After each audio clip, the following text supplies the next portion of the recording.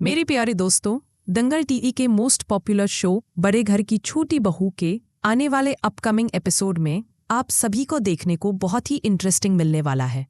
आप ही आना के फैन हो तो चैनल को सब्सक्राइब करें। हवेली के बड़े हॉल में भारी सी चुप्पी छाई हुई थी।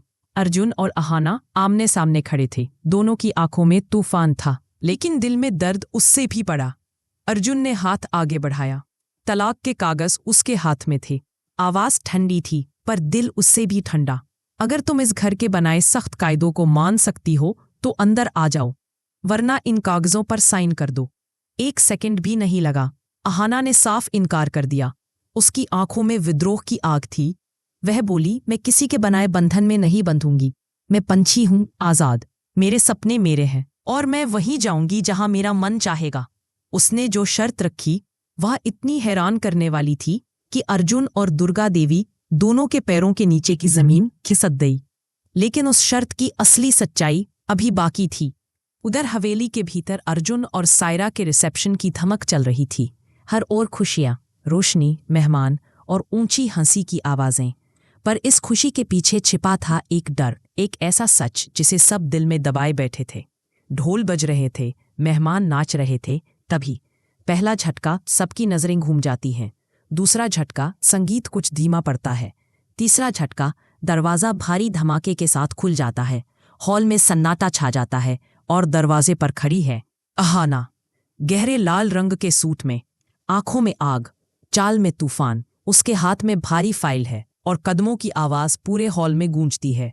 सायरा घबराकर पीछे हटी। अर्जुन के होंठ सूख गए। दुर्गा देवी की आंखों में डर की एक तेज चमक उभरी। दुर्गा देवी तेज आवाज में चिल्लाती हैं, अगर तूने कोई गलत हरकत की तो अभी निकलवा दूंगी इस हवेली से। अहाना की मुस्कान शांत थी, लेकिन उसमें खून जमा देने वाली ठंडक थी। फेंक दीजिए मुझे, लेकिन पहले सच सुन लीजिए। अर्जुन गुस्से से दहाड़ता है, तू यहाँ क्यों आई है? अहाना एक कदम आगे बढ़ती है। मुझे सच ने बुलाया है, कानून ने बुलाया है, और अर्जुन, तुम्हारी गलतियों ने मुझे यहाँ आने पर मजबूर किया है। अर्जुन उसका हाथ पकड़ने बढ़ता है, लेकिन अहाना बिजली की तरह अपना हाथ छुड़ाती है। आज मत छूना मुझे।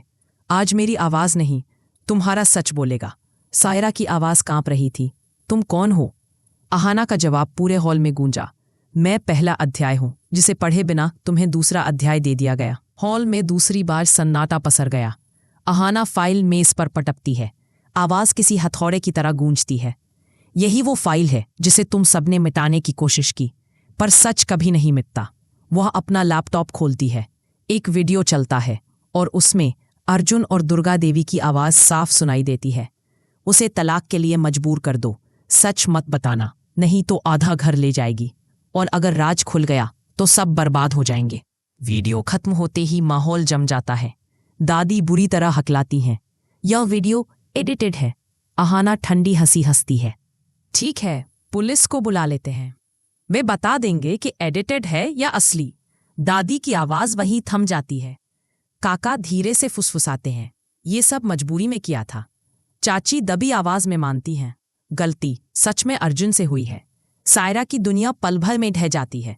वह जमीन पर बैठकर रोती है, अर्जुन, तुमने धोखा दिया। अर्जुन के पास कोई शब्द नहीं, चेहरा सफेद, आंखें खाली। अहाना की आवाज भारी थी, मैंने कभी तलाक नहीं मांगा था।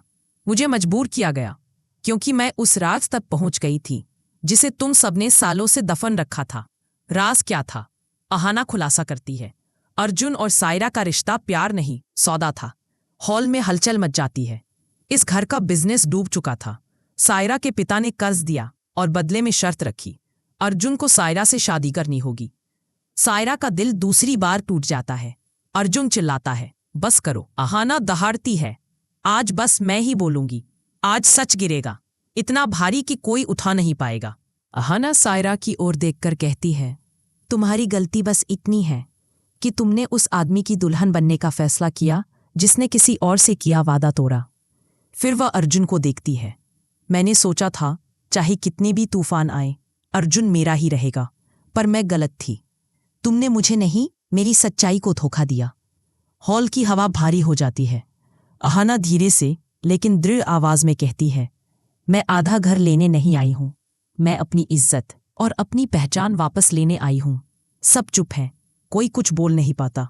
सच इतना ऊंचा खड़ा है कि कोई उसके सामने खड़ा भी नहीं हो पा रहा। अहाना दरवाजे की ओर मुड़ने लगती है, लेकिन जाने से पहले आखिरी वाक्य कहती है, आज जो शुरू किया है वो खत्म नहीं होगा। अब मेरी बारी है, और सच की भी। पूरा हॉल उसकी बात से कांप उठता है।